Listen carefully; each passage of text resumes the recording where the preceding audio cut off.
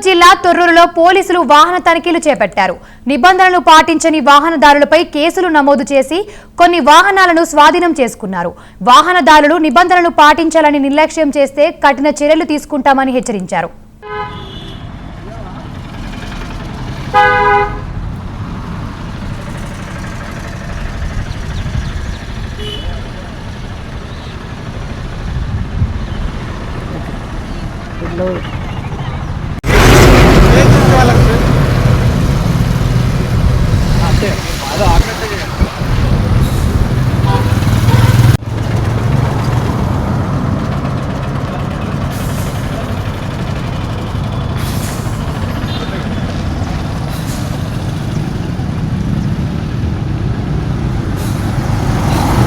మనకు తెలంగాణకి 102 మంది కొత్త ఇన్స్పెక్టర్లు రిక్రూట్ చేయడం జరిగింది. ట్రాన్స్పోర్ట్ డిపార్ట్మెంట్లో వాళ్ళకి 6 months ట్రైనింగ్ ఇవ్వడం జరిగింది. ఆల్రెడీ హ్యూమన్ రిసోర్సెస్ డెవలప్మెంట్ మరిచెన్నారెడ్డి దగ్గర పూణేలో ప్లస్ పోలీస్ ట్రైనింగ్ కాలేజీలో అపాలో అంతా ట్రైనింగ్ కంప్లీట్ చేసుకొని లాస్ట్ ఫైనల్గా ఏంటంటే వీళ్ళకు బీసీఆర్స్ మొన్న ఇచ్చాము.